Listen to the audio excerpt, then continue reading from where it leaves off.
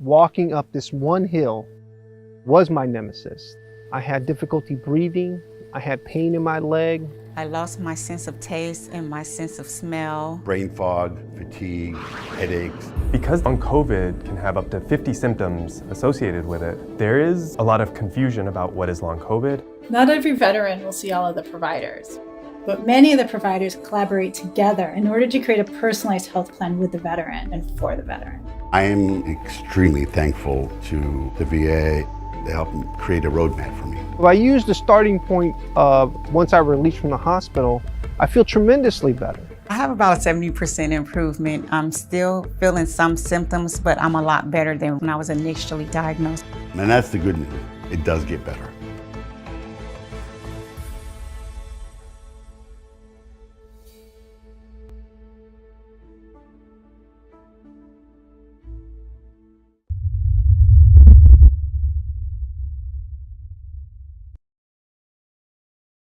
Hello and welcome again to Oscar Mike Radio. I'm your host. My name is Travis. Oscar Mike Radio is part of the Hubazoo Network. You can find out more on hubazoo.com. I want to thank my sponsors, Joyce Asack of Asack Real Estate, Mark Holmes, Army National Guard veteran of Reapers Detailing and Power Washing, and my supporters, all veteran-owned businesses, Caisson Shaving Company, Black Cat Designs, and Savage American Woodwork. And I like bonuses. I like when people come back on the show. I like keeping in contact with guests. And today is no exception. Coming from halfway across the world, from Romania, where Dracula got his start, and he's getting his start, Joe Hernandez, Army veteran. Welcome back to Oscar Mike Radio. Thank you so much. I'm happy to be back. I appreciate you having me back on. Oh, man, it's definitely a pleasure, and it's an honor as well. Thank you for everything you do. I appreciate it, man. I appreciate it. So, folks, we got started through Spencer Imsh. Hey, tell Spencer I said hello. And will do. You know, had him on. Then I had Joe on, and Joe had written his book about growing up in Chicago. And then he's like, hey, man, I got this book of poetry out. So, you know, you're an Army veteran. We've gone over that. You just released a new work called One Drunken Night, and I read it. I liked it, and I want to learn more about it. So what made you go from your kind of autobiography to trying to write poetry? So this was a work in progress in my mind, probably since high school, to be honest with you. I was an avid poetry writer. Growing up, I used to host poetry slams, spoken word sessions in Chicago.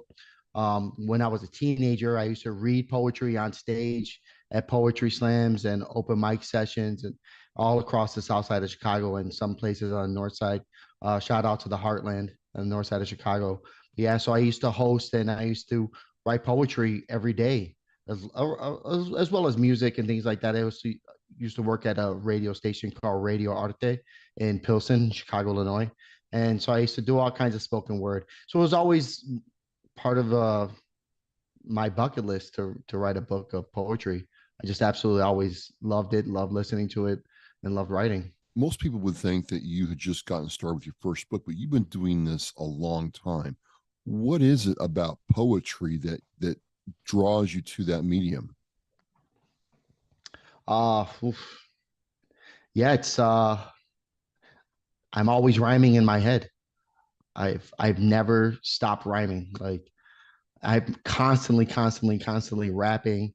I mean, I'm a hip hop geek. You know, I know you read my first book, and it was a lot about my hip hop and the culture and how much it influenced me in my life and how much I did as well for the culture, being a graffiti artist. I also rapped. I was a break dancer. So like I lived in a very large hip hop community. And again, for me, poetry is one of the elements of the hip hop culture, you know, spoken word, rhyming, lyricism. And it's always been a part of my personality and my mentality. And so again, to me, I listen to like some of Nas's early work. Tupac is his great music, and thing, and Big L and Big.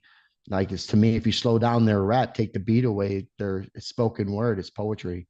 And I always looked at it that way. You know, my favorite rap artist of all time is the Guru from Gangstar.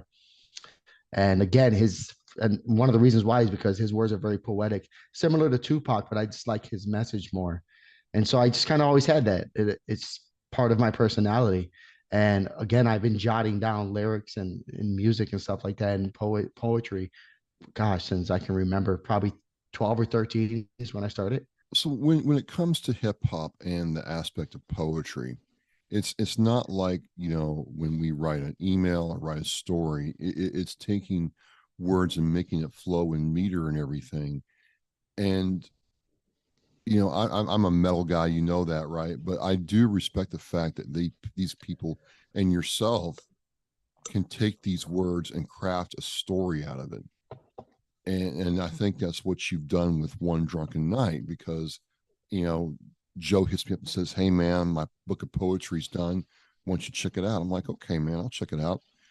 I get the book and I'm on the train, Joe, and I'm going to work, and I'm picking it up, and I'm like, these weren't like, you know, the grass is green, the sky is blue, you know, whatever happens, I love you. It wasn't like that, man. It was like, and this is where I'm kind of trying to dig into, is not only was it, you know, poetry, but you really brought me to some of these situations. Like, you know, I wasn't there, but you kind of brought me right there with the setup and how you did that. Was that just your style, or was that a direction you wanted to go? It's my style. Yeah. It's absolutely my style. There was no real direction I wanted to go. I originally forecasted this book in a way to where I was going to try to synchronize each poem to where it told an entire story, because one of the things I'm very fascinated by was the Guns N' Roses album, Appetite for Destruction. It's one of my Again, favorites. I'm also I'm an avid reader as well. Obviously, if I'm a writer, I probably do read some stuff.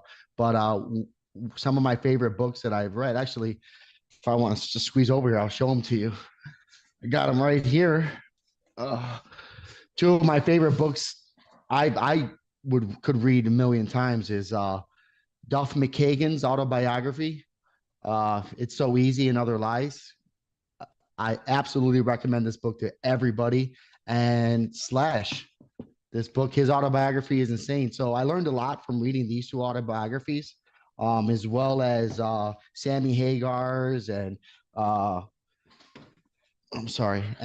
Keith Richards, all Motley Crue's. I mean, I like reading rock and roll autobiographies because I related a lot to their life growing up. I related a lot to like rock stars. I don't know why, just the things that they did and things they experienced, I kind of understood. So that being said, the Appetite for Destruction album, most people don't know this, and I found this out through reading the books. It's a story, it's a movie. So from front to back, every song verbatim is their story from like a movie. It's everything they were going through synchronized from the beginning of their stardom to the end. Get out. I didn't know that. So if you listen to it, it's basically Life After Death, Biggie Smalls double album. It's the same thing. And I kind of feel as if like Puff Daddy knew about Appetite for Destruction and maybe took that idea and did the same thing with Big's album, because it was a double album. But that it's the same thing. And I really, really like admire that, and I kind of took a lot from that, and I'm like, I want to do something like that.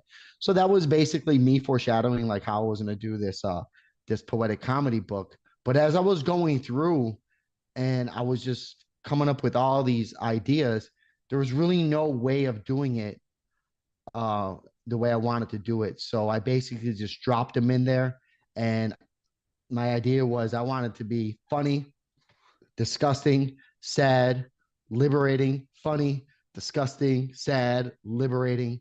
So I basically wanted to give you sweet and sour, salty. You know, I didn't want to, bore you with the same because thing. some of them were like, you know, And the thing is that now you're kind of telling me when we started talking about this a month ago, and when we first started talking, and then after I started reading it, that these are all based on like real stories that really happened. Go into that Yes, for me a little bit. yeah. So some of these stories are my stories. Okay. Probably about four or five of them are my stories. Some of these stories are stories that I was actually there and witnessed with my friends when I lived in Italy, friends that I lived with in Germany. So I've seen some crazy stuff over the years. But I just reached out to all my good friends. And again, I had 17 years in the army. I lived in Germany for 9 years. I lived in Italy for 4 years. I've been in Europe as a whole for about altogether 17 years, and I've traveled all over. And when I started, I came in during a time where pre social media, pre everything, like no cell phones, and it was just wild, you know. And so I seen a lot of wild stuff, and it's all in my memory bank. And I knew my friends had the same experiences and experienced their own things. So I said, "Hey guys, I need help. I want to write this book. I need your craziest drunk story. I mean, the craziest one you got. No holds barred. Let it all hang out. I don't care how nasty it is. I'm not going to say your name. No one will ever know it's you. You will not be embarrassed, but I want to hear your worst, or best drunken story." And so they did. They sent me stories, and I got stories that I didn't use because not because they weren't good. It's because it's really hard. There's a lot going on in the alphabet world with the LGBTQ XYZs, I don't know, communities. And so there's a lot of things I didn't want to press too many buttons. So there's some things I left out, but for the most part, yeah, I embellished a little bit. So for comedic reasons, but they're all real stories. What was your Very favorite? real. What was your favorite poem to write, or story to tell? Or do you have Oh one? man. Honestly, I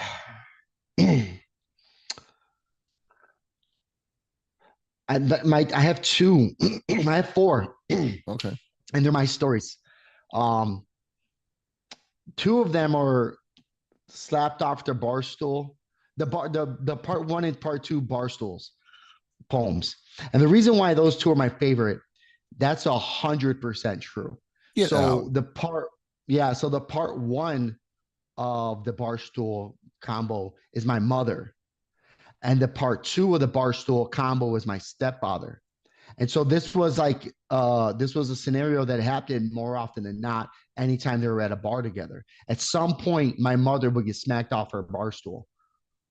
And so my mom was a real like sweet but conniving person. She could say the worst thing to you under her breath and think you didn't hear her. She can basically curse you and your mother and your entire family seconds before she sips that beer, thinking that you won't catch it, but you always catch it. And that was my mom. So she got smacked around a lot. And again, I didn't condone that. It was my mom. I didn't want my mother to get smacked around, but it's a story and it was a real thing. It really happened. And the part two of it, um, it's 100% true as well. My mother would always retaliate, but my mother retaliated strategically. She would wait till you get home, take off your boots, rub your feet, cook you a steak, bake you a potato, serve you up a beer, sit you back on your recliner, my mom called the TV the boob tube, put the boob tube on, relax. How was your day, hon? And then soon as she knows you're completely relaxed, about to nod off and go to sleep, that's when she throws something at you, call you every name in the book, beat the crap out of you, and kick you out of the house. It Okay. was Dr. Yeah. Jekyll, Mrs. Hyde, 100%. And that's 100% the way it happened every weekend, sometimes during the week. And yeah, so I mean, I had to put that down. That's always been comedy. So the funny thing about it is I have a cousin who's funnier than I am. His name is Raul. And shout out to you, Raul. Hope you're listening. Um, he's the same age as I am, and he would sleep over by my house on the weekends. And one of the reasons why he'd stay with me is because he actually enjoyed this. He thought this was comedy. He would sit in the living room waiting for my mother to do this, and he would laugh. And he would laugh about it and go to school and tell all his friends, like, "Oh, I stayed by my cousins, and his mom said this, and his stepfather said that." And it was comedy to him. So it helped me that he thought it was funny. So I seen the comedy in it as well. So it didn't really mess me up as much as it probably would mess up other kids. Like you read my first book. There's probably things in there that you read like, holy shit, how does Joe even manage to, you know, to like live a life without being on Xanax and all these antidepressant pills and stuff like that. But You I just found learned how to make comedy you out of found everything. humor. You found humor. Yeah. Found humor out of everything. So being in the military was a cinch for you once you got set, because hey, you can just laugh at it. Yeah, it was pretty easy. The military is one of the easiest things I've ever done. And again, it's not for everybody and you know that as well. See, the book I'm currently working on right now, Rare D, which means rare detachment, which I think is funny because there's going to be non-military oriented people, civilians, that are going to think of Rare D and not know what the word detachment is. And they're going to think they're going to think about it in a sexual way. So there's part of me that wants to change the name, but there's other part is like I'm not trying to attract those people. This is for my people. I'm writing this book for me and the people I know who understand the story, you know? So, I mean, it's one of those things. That's a very interesting thing because, I'm been going through writing processes and stuff like that. Is when you do a book plan, the publisher wants to know who your target audience is. Who are you writing this for? But thinking about it, they don't act, it's never for you. You're doing these for you. Why is that? Because I don't need money. I mean, that's what it boils down to. I mean, I don't need money. If I need money, I'd probably, I don't know, I'd probably embellish a lot more if I needed money. I would advertise more, but I'm doing it for my group, my crowd of people that know me and enjoy my work and just like me. And I'm doing it for people that I know who have similar experiences that I had, and people who can learn something from me.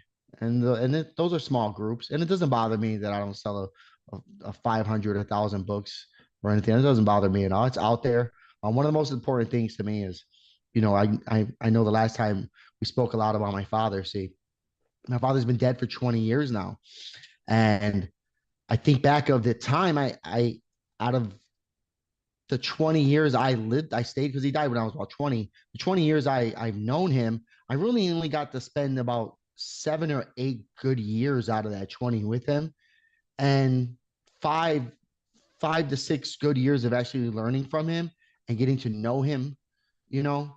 And so that was a small period of time, but that little bit of time that I had, um, I'm in love with him. I miss him. You know what I mean? And he means the world to me, and I miss him every day. Now, as I'm getting older, I start noticing I'm forgetting him a little bit more each and every year.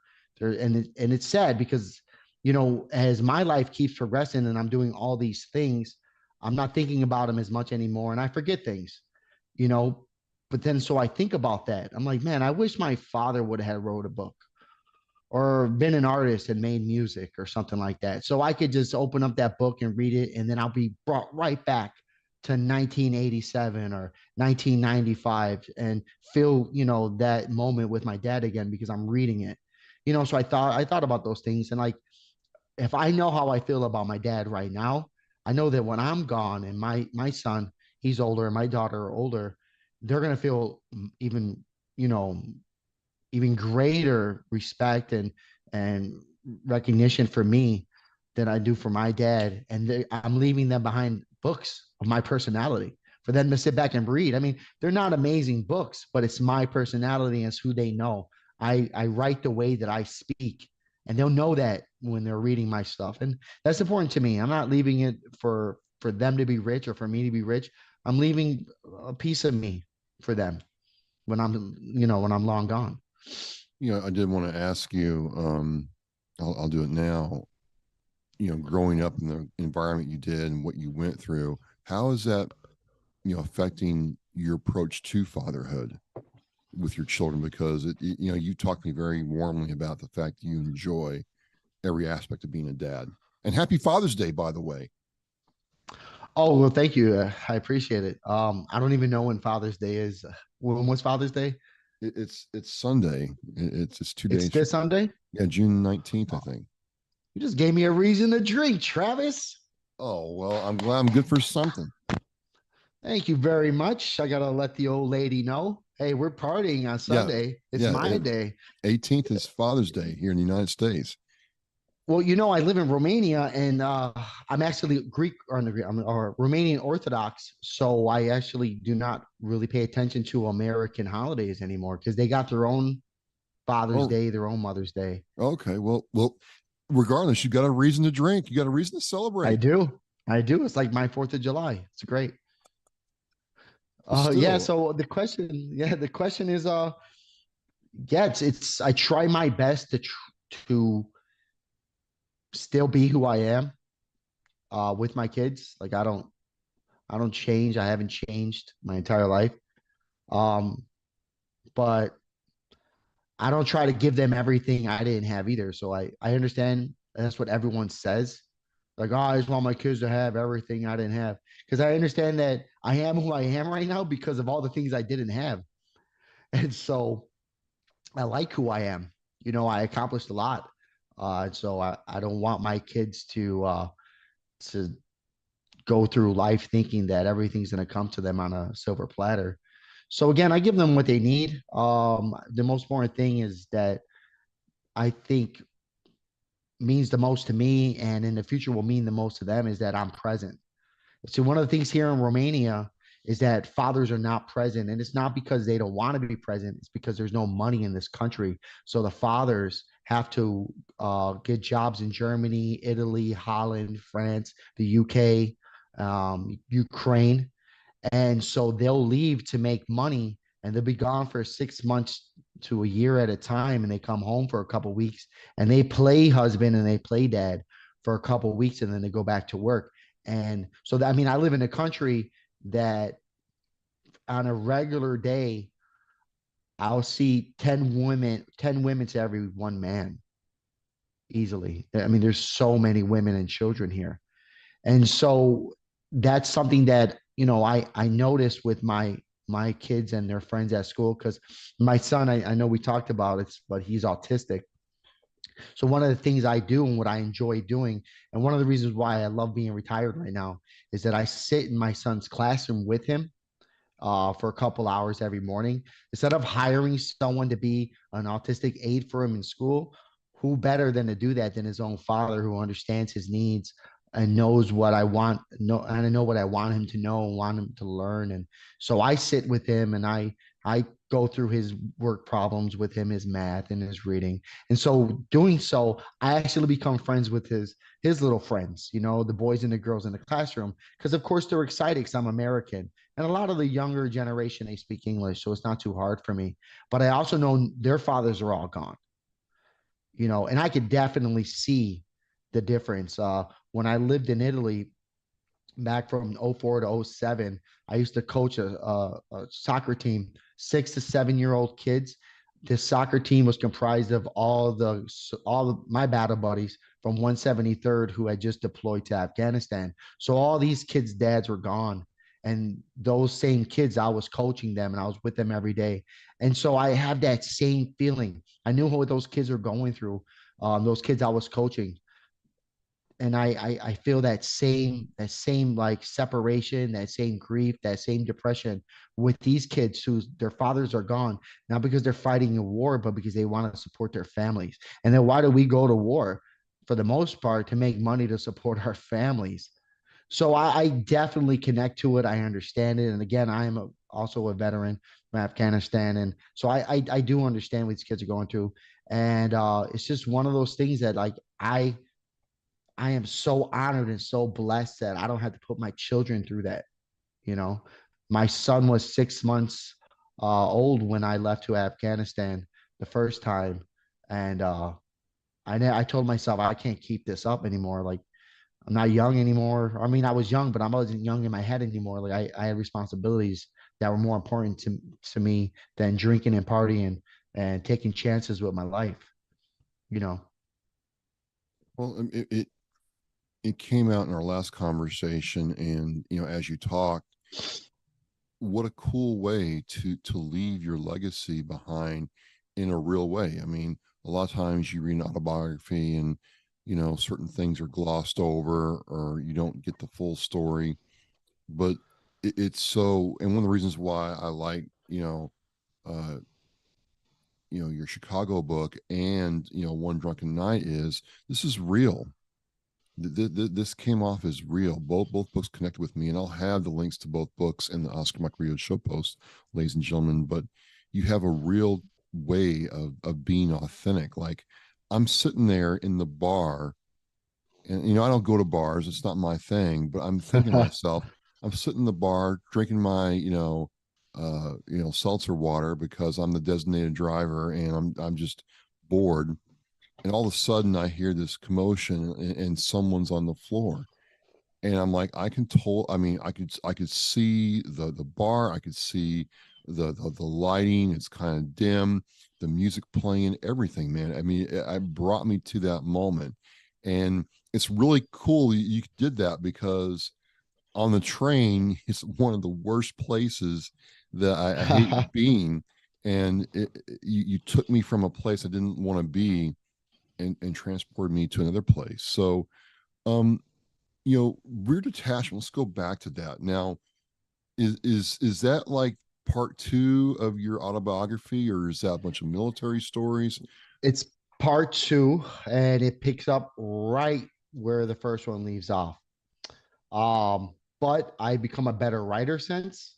I had a lot more time to like design and talk to my friends because this was a project that wasn't all my own.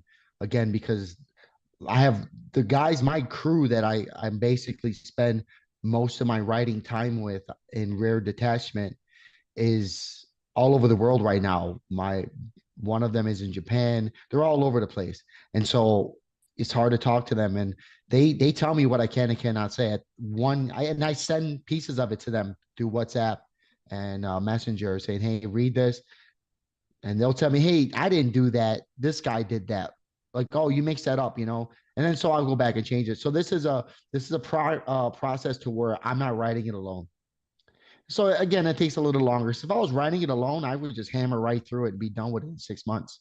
But it's a process because there's a lot of elements to where I'm telling other people's stories, and I want to do it right, and I want to give justice to them, you know. And as well as I am embellishing, because the books will be boring if you don't embellish a little bit. But I did put in there a disclaimer at the beginning of the book: hey, this is not a true story. This is a fiction. All characters were their names were changed, and I did create fictional characters to add some drama and spice to the stories. I did create one of my main characters is a fictional character named Michael Cantu, and I don't want to give it all away, but I'll say this: Michael Cantu is me. So there's two versions of me in this book. All right, all right. There's I two can't wait. versions. When's it coming out? When's it coming out? I knock out about 2 chapters a day. I'm able to do that. I knock out 2 chapters a day. Then on the third day, the second or third day, I'll go through a proofread. So I'll spend about a day or two proofreading those chapters, spell checking the chapters, rewriting the chapters. And so I'm thinking, I'm going to say about a month I should have it published. So the average Maybe book, less. So yeah, because let's dig into the writing process a little bit. The average book now is between 60,000 and 110,000 words. So you must get in the zone, dude, and just crank your keyboard up to high volume to get that going. I do. I type fast, and I just don't stop writing. When I'm writing, I don't stop to check to see if I spelled something wrong. I don't stop to check if I made a space. I don't even pay attention to any of that, or if I left out a period, or I just write words and then just write. And then as soon as I come to a stop in my brain, like, okay, now let me look up at this screen and really pay attention. And then I'll go through and auto correct everything, using the artificial intelligence on Word documents, and whatever they fix, they refragment sentences for me. So that's how I do it. I don't waste any time fixing or doing anything. I just type. I don't even try to spell something right. I know I'm spelling things wrong when I'm doing it, But I figure if I spell it just close enough, the AI in this Word document will understand what word I was trying to say and fix it for me. That's Yeah. how I do it. Well, that's really interesting because when I write, I try to make sure the punctuation and the grammar is all right from the get go, and so it takes longer. You just crank through it, and maybe that's what you need to try to do because it makes sense. You have the ideas in your mind. You're just trying to get them out. It sounds like. Well, yeah, I mean, here's a deal. When I was a kid and I used to write, I didn't start having computers until about, honestly, I didn't start having computers until about 2011, 2012, in my house. I was an outside person. And again, I wasn't a cell phone person. I still am not. So I used to write everything in books, and I still have binders. I still buy binders and write stuff in binders. I used to write everything with pencil, everything. Or I never wrote anything on a computer. Like if I was in college and they told me I need to do something, a project or an essay on a laptop, I would be furious. I would be furious. Like, why do I got to do this on a computer? I have to go to a library for this. And I sound like the jerk off because everyone else had laptops at home, and I was too cheap to buy one because I wrote everything on paper. And so that being said, I typed the way I jot stuff down with a pencil. So you did it That's it. all like old school style. Do you Yeah. still have a lot of your old work, or you have any I idea? do. Yeah, I have binders in Chicago in storage. I have binders here that I'm still working. I write music as well. Get out. I write a lot of music. Yeah, I do. I'm obviously I'm not putting that in books or anything like that, but I write music. I do share my music with some artists that I know in Chicago that rap, and I'll give them I'll give them some stuff. I'm not saying who. I'm not Well, sure. ghostwriting for anybody, but I'll share stuff with them, and they'll be like, "Man, that's really neat. I like the way you put those words together. Your double entendres. I thought that was a bar." So I'm like, "Dude, you can use it. I'm never going to use this. I just write it because it's a hobby, and it relieves stress, and it's in my mind.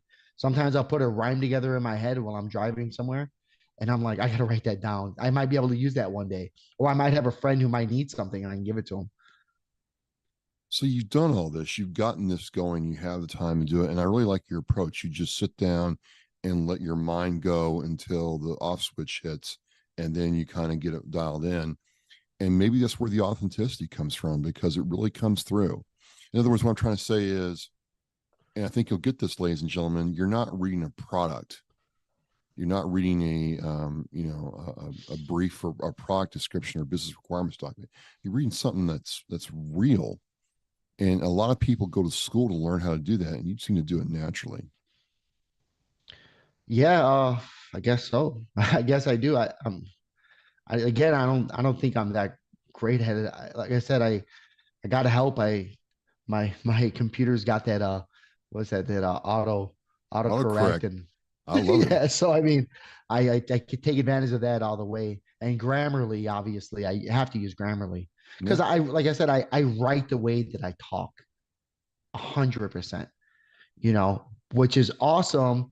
This book, Rare D, is gonna absolutely blow your mind. I sent you 8 or 7 chapters already. I don't know if you got into them, I didn't get into it but yet, but I'm doing something in this book that first of all, I've never seen done in any book. And I've read books from almost all genre and all types of books.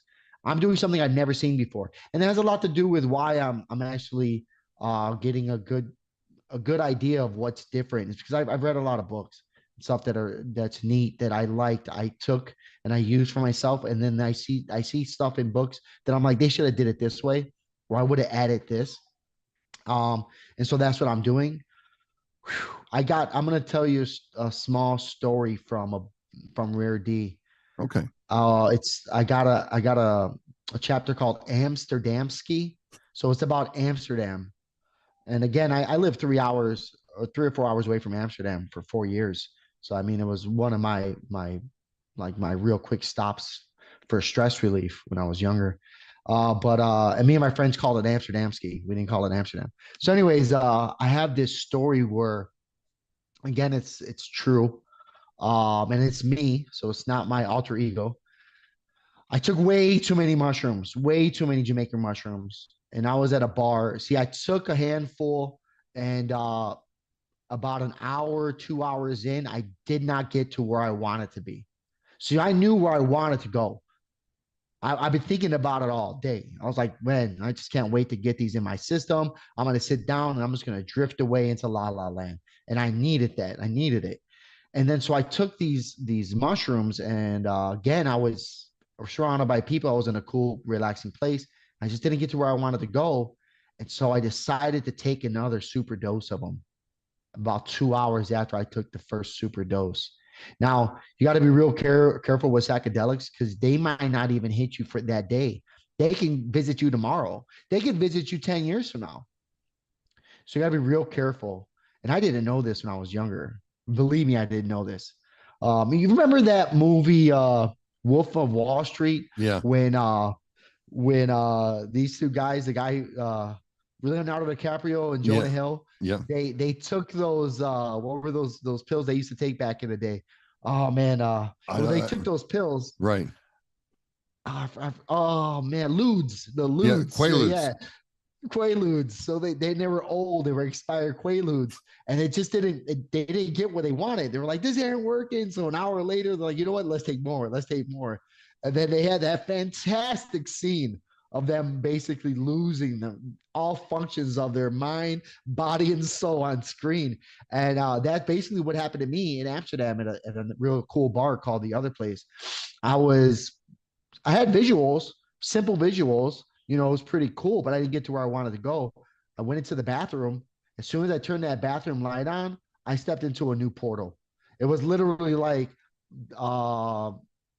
Doctor Strange making the circle portals that he walks through. And you stepped in through another dimension? Oh my, I absolutely did. I was in that bathroom for hours. I didn't even know I locked the door on myself. I don't know if I used the bathroom. I don't know what I did in that bathroom, but when my friends got me out of there, I was screaming and crying and yelling, and they had to carry me back to the hostel. So I tell the entire trip story. So the story is called The Trip. And the story, I'm a completely different person. I'm an old, rich white man in Amsterdam telling a completely different story. And it is, I still, things about trips is you remember them. You remember them. I don't know if you've ever I never gone have, down that rabbit but hole. But remember your trips. Yeah. Maybe not the next day, and they'll come back to you. Well, it was very refreshing. I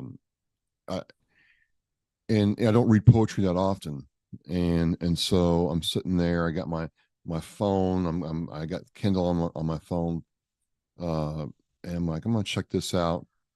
And I was transported, Joe. I was transported to a different place. It wasn't like a trip, or it wasn't like a portal, but in every situation. And then the last poem was really like, I think you took all three of your things, right? The funny, the sad, and the disgusting, and wrapped it up into this one final poem that was like, okay, that's a great way to end the book. Yeah, the last poem was called Another Drunken Night. So I started the book with one drunken night. Right. That was and then I ended the book with another drunken night. Basically, Another Drunken Night is basically setting up for a part 2 to this book, another book. So I already have. So again, a lot of this poetry that I got, a lot of stuff that had been in my mind for a long time. And so I do have a lot of poetry of my own that I want to do stuff with. So there's definitely going to be another poetry book. Maybe I should let me read one. Yeah, you got sure. a special one you want me to read? I got the book out in front of me. You got a special one you want to hear, or do you want me to pick one? What's the rules here? Because I've got some real dirty stuff in here. And pick one that could be read. Yeah, hang on. Let me see if I can. Yeah, I can read the last one, Another Drunken Night. That would be good, because that really. It's not a dirty book. It's not a dirty poem. All right, so I'll get to that. All right, Another Drunken Night by me, Joe Hernandez. Another drunken night. The stars were bright. The city was warm. The moon was in sight. I stumbled down the street, lost in space, looking for a drink to find an open place. I stumbled into a bar. I'm sorry. I stumbled into a bar. I buy all around. It's time to forget. I can't feel the ground. The bartender gave me a nod and he smiled, poured me a whiskey and said, stay a while. I sat at the bar, lost in my thoughts, drinking my sorrows and forget me nots. The night was young, but my mind was bold. I was perfectly drunk and my heart was cold. I made my way back out into the night. The world was spinning. My mind was in flight. My last drunken night and memory to keep, a time to relax, a moment of peace. So that's me. That's me. That's my poem. Um, so basically that's it. This to me, this poem is a perfect poem. Like you said, it's the last poem is because this is my regular bar experience. You know, because I'm the type of person through my experience living overseas and partying so much. I can't sit in one place for too long.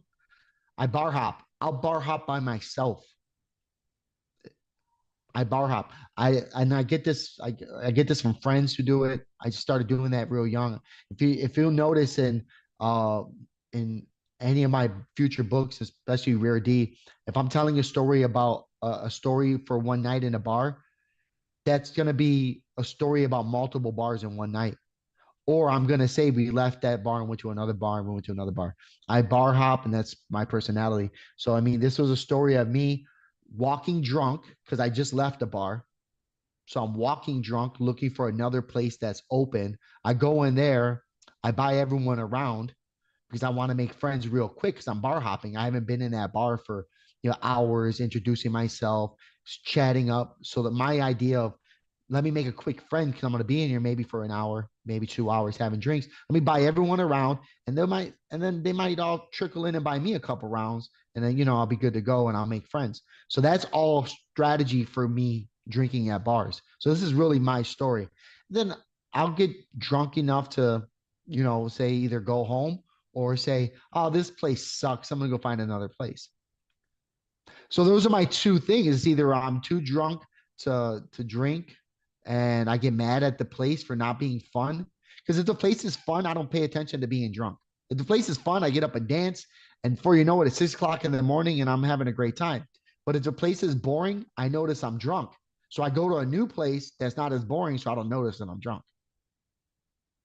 Weird stuff people don't think about. Dude, yeah, it's weird stuff because I'm like, I don't do that, never have. So I wish I'd known this before I joined the Marine Corps and dealt with drunk Marines going to Mexico. I've been way ahead of the game. So yeah, no, I grew up in bars. Again, I tell a lot of bar stories. I know I wrote in my first book, and to all listeners out there that didn't read it, I grew up in bars. My mother and my father started taking me to sit, not taking me to a bar, but to sit in a bar with them as they drink their night away. And they just kept feeding me barbecue potato chips and Coca-Cola and Pepsis all night. And so this was the late 80s or early 90s. I spent my childhood playing with jukeboxes and playing pool with old drunk guys. And I grew up like that. I just my life. And then so I basically obviously I adopted that and that became my military life as well. So I have a lot of bar stories, just more than I should, believe me.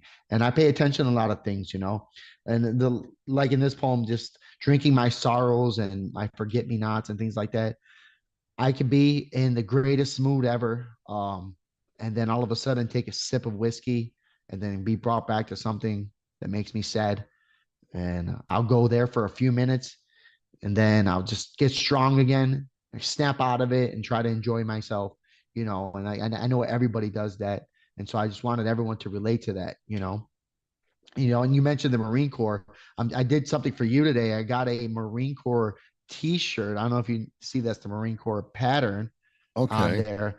I put my name on it. It says honor American flag. And I'm wearing this for you because I know last time we spoke, I told you about Kiss the Marine Day.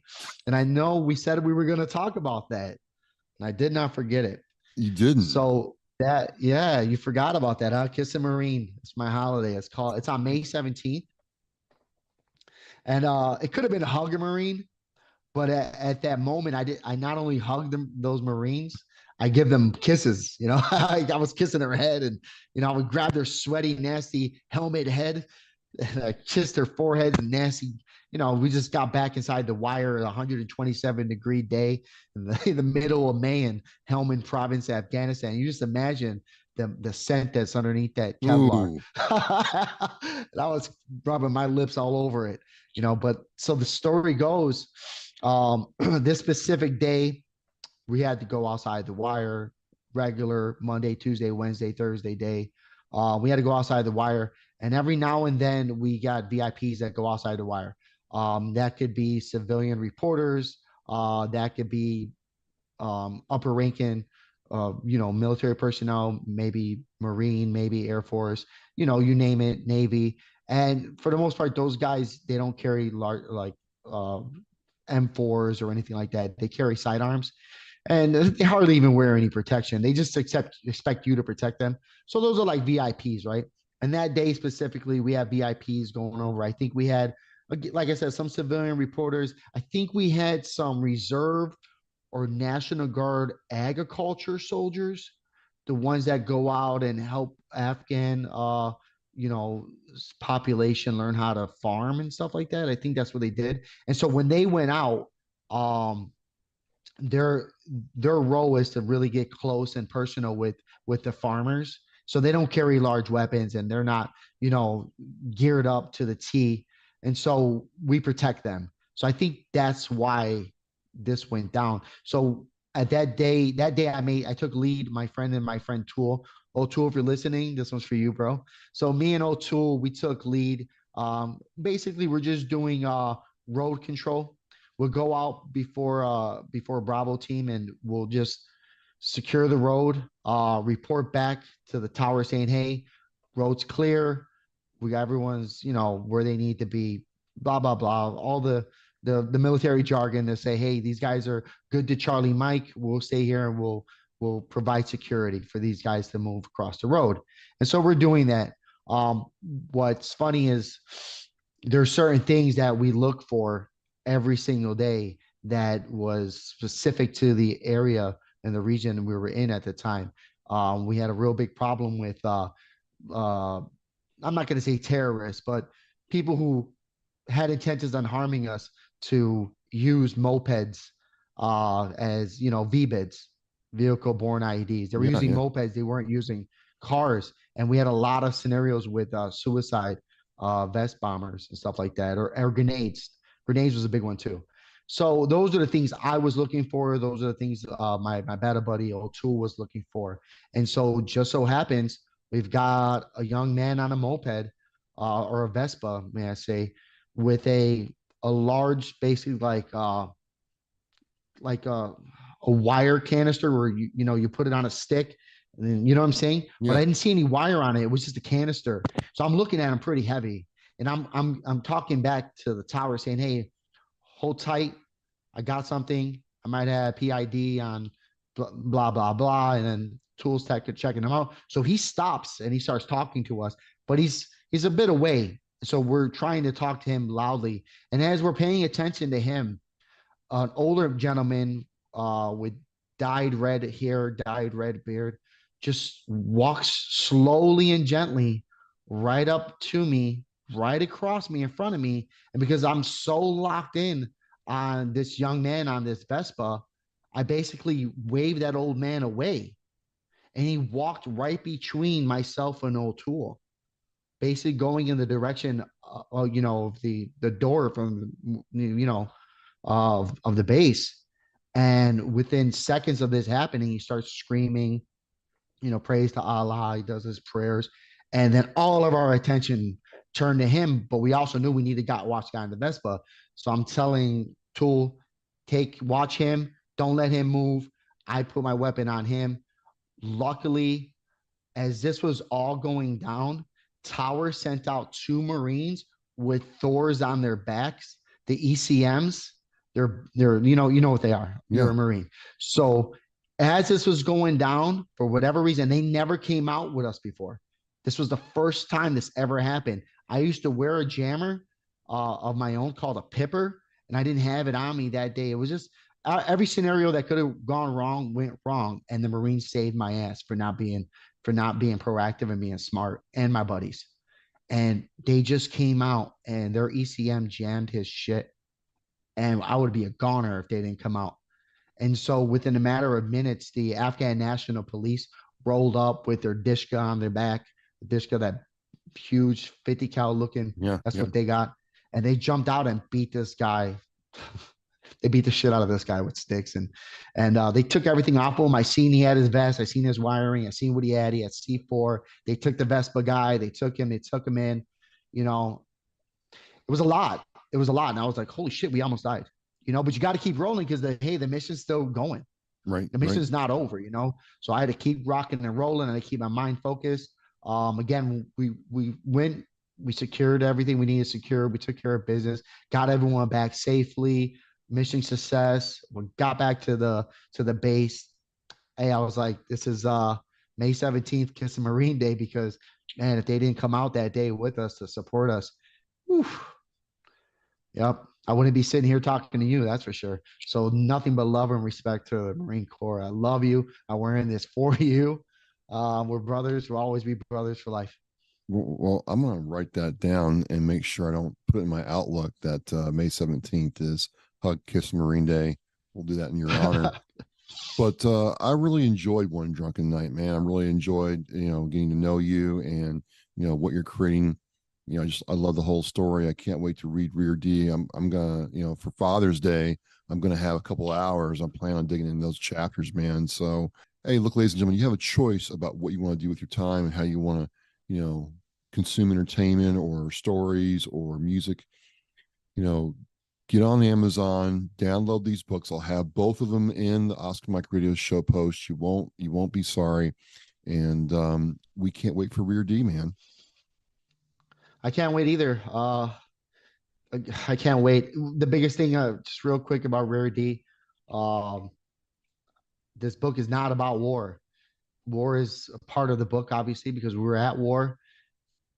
This book is about what everyone is doing back in the barracks when soldiers are risking their life and fighting war, and soldiers are supporting the war downrange. This book is a story that no one tells. Nobody wants to talk about. There's a lot of controversy in a lot of these stories. It's books about sexual assault. It's books about sexual harassment.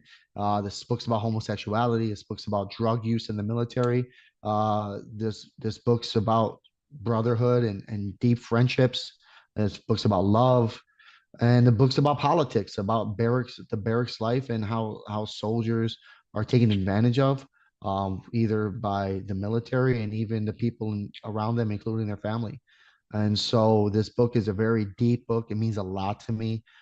As a non-commissioned officer in the United States Army, for many years, I dealt with a lot of soldier issues, marital issues. I mean, you name it, suicides. Again, there's a lot of suicide information in this book that's going to come across a lot different than what you assume or think military suicides are all about. I just want to point out, I see you've been doing a lot in your last podcast with other amazing heroes talking about suicide prevention and PTSD awareness. I appreciate you for that. I appreciate those heroes that you've been speaking with and giving the time to be on your podcast, because listen, that stuff is real. Suicide is a real problem. I deal with it regularly. I lose way too many friends to nonsense. And again, this book is going to touch base on a lot of the reasons why these things are happening. And a lot of these things are happening really have nothing to do with Afghanistan or Iraq. A lot of these things have to do with your family. A lot of things have to do with who you married, where you were stationed, who you were sexually assaulted by in the military. There's a lot to do with those type of things that everyone likes to sweep under the carpet, hide, not talk about, deny, ignore, and be embarrassed about or be ashamed of. And it builds up, and then you find no other option but to take your own life. And so my plan was to basically pull the carpet back a little bit and bring awareness to what was really going on at the beginning of the Iraq invasion, at the beginning of the Afghan, how you say it, Afghan invasion. We didn't invade them. I can't come up with the word, but you know what I mean? So there's a lot of things that was happening. There was no light on what was happening in the rear. All the effort and all the light and all the thought and responsibility that everyone put into being a soldier and a non-commissioned officer and an officer in the United States military, all that effort was to take care of the folks downrange. Everything was about taking care of the ones on the front line or working in that office in Kuwait or in Afghanistan or in Bagram. And those folks that couldn't go due to their work back on base was something that needed to be done in the rear that couldn't be done over there, or they were injured, or and for whatever reason, they didn't have a family care plan for their child because they were single parents. So they couldn't go. Basically, you became a second-class citizen in the military as soon as that happened. You know what I'm saying? You became a second-class citizen. And I did both sides. I was Rear D and I've done deployments. So I knew the difference. I got all the love and the praise for my deployments. But when I was Rear D, I was a second-class citizen. It didn't matter how great I was with doing everything to support the fight from the rear. That didn't matter. And so nobody was paying attention. And because there's a lot of wolves in the hen house, and a lot of those wolves that didn't go down range, that stayed behind, there are rapists in the Army. There are drug addicts in the Army. There are drug dealers in the Army. You know what I'm saying? There are pimps in the Army. They are, and same thing in the Marines and the Navy and Air Force. They exist, and I know they exist, and I know them.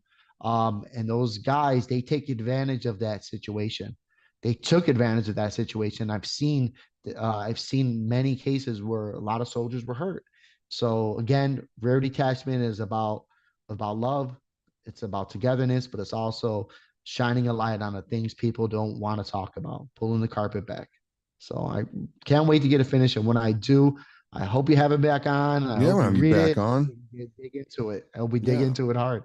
Well, I'm going to get my. Thank you so much for having me. Hey man, it's been really cool how Spencer led to this again. I've had a great time. I can't wait to get to Romania. I'm getting my passport done now so I can get ready to go. I'm looking forward to it, man, to meet you in person. Me too. I can't wait. Absolutely can't wait. We're gonna have a blast. Absolutely. I appreciate you so much. Hey, and thank man. you. Thank you for everything you do for us, and for your family and for your battle buddies and your friends, because you really are something. I trust me. There's times where I think, man, I wonder if I can do what Travis is doing, have my own podcast and things like that. And I said, you know what? If I can't be as good as him, I'm not even gonna try. And you got it. Don't just start. It's not. Don't worry about being as good as me. I mean, don't do that. But we're all doing our thing in our own little sandbox, own little AO, man, and we can share and come together is when powerful things happen. So again, he's Charlie Mike, I'm Oscar Mike. We're mission in flight. Get one drunken night and see how the other side goes. Thanks, Joe, and I'll talk to you soon. Thank you. Talk to you soon. Charlie Mike out. Join us on National Wreaths Across America Day, December 16th, 2023. Each December on National Wreaths Across America Day, our mission to remember, honor, and teach is carried out by coordinating wreath-laying ceremonies at Arlington National Cemetery, as well as more than 3,700 additional locations in all 50 states, at sea and abroad. Join us by sponsoring a veteran's wreath at a cemetery near you, volunteering, or donating to a local sponsor group.